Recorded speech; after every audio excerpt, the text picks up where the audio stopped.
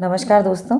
आज मैं लेकर आई हूँ ऐसे स्वादिष्ट लड्डू की रेसिपी जिसे आप 2 in 1 रेसिपी बोल सकते हैं, लेफ़्ट ओवर का मेकओवर भी बोल सकते हैं।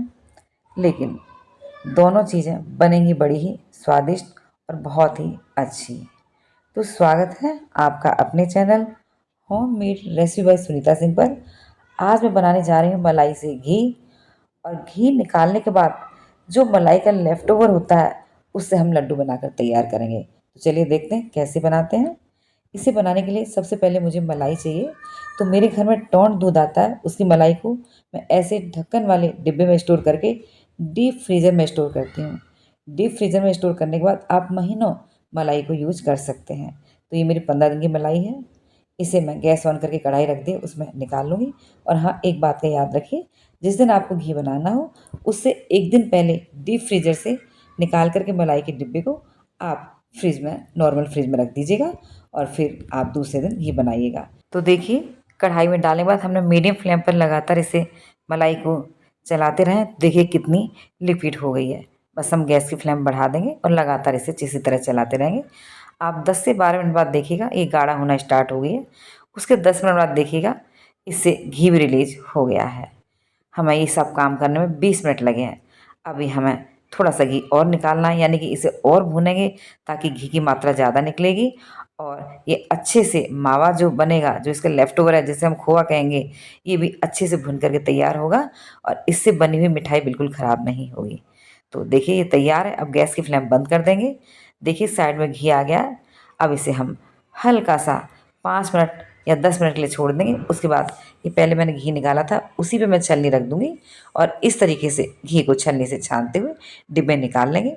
जो भी लेफ़्ट ओवर है वो छलनी में रह जाएगा, उसे मैं कढ़ाई में निकाल लूँगी। और ये मेरा घी तैयार है। इसे छलनी से ढक करके मैं साइड में रख दूँगी। और ये मेरा मावा बचा है। टेस्ट इसका मावे जैसा है, लेकिन इसका टेक्सचर मावे जैसा बिल्कुल भी नहीं है। अब इसी के हम लड्डू बनाएंगे। तो इसके लिए मैंने 1 कप ये भुने हुए चने ले लिए हैं।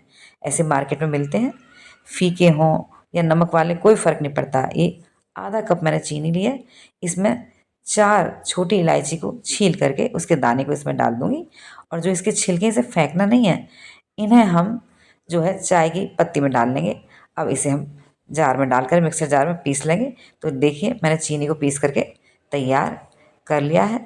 सेम जार में मैं भुने हुए चने डाल दूँगी और इन्हें भी पल्स मोड पर चलाते हुए बारीक पीस कर तैयार करेंगे। देखिएगा हमारे चने बहुत अच्छे से पीस के तैयार हुए हैं। यदि आपकी मिक्सी में सही से नहीं पीसते हैं तो आप इसे एक बार छानिएगा ज़रूर। मुझे छानने की ज़रूरत नहीं है। अब पिसे हुए चने के पाउडर को, यानी भुने हुए चने के पाउडर को हम इसमें डाल देंगे। साथ में जो हमने चीनी और इलायची पीस के तैयार करी थी उसको डाल देंगे। अब इसे अच्छे से मिला लेंगे। ये काम हमें हाथ से करना पड़ेगा।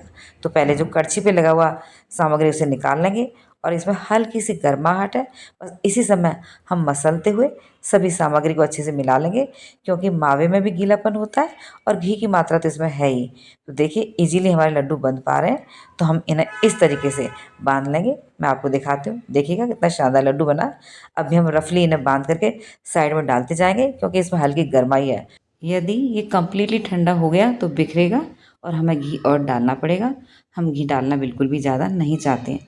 इन केस यदि आपकी सामग्री ठंडी हो गई, बिखर रही है, तो आप गैस ऑन करके हल्का से इसे गर्म कर लीजिएगा। उसके बाद इसके लड्डू बना लीजिएगा। तो देखिए मैंने रफली सभी लड्डू बना करके रख लिए हैं। अब मैंने इन्हें अच्छी तरह से दबाते हुए, बनाते हुए इन्हें ट्रे में रखती जाऊँगी। और आप देख सकते हैं हमारे कितने शानदार मावा बेसन के लड्डू बन करके तैयार हुए हैं। आइए एक लड्डू को मैं आपको तोड़ करके दिखाती हूँ। देखिएगा कितना शानदार लड्डू बना है। अभी इनमें हल्का सा मॉइस्चर है, यानी कि थोड़ी सी सॉफ्ट है। एक दिन रखे रहेंगे तो ये एकदम अच्छे हो जाएंगे और इन्हें आराम से बिना फ्रिज में स्टोर करे भी 10 से 15 दिन तक भी खा सकते हैं। तो दोस्तों, अब की बार आप घी बनाएं तो जो लेफ़्ट ओवर बचता है उसके इस तरीके से लड्डू बनाइएगा। लेकिन ध्यान रहे मलाई हमें डीप फ्रीज़र में स्टोर करनी होगी, उसी के बाद हम उसे इस तरीके से यूज कर सकते हैं। तो बनाइएगा और मुझे बताइएगा आपको मेरी ये रेसिपी कैसी लगी।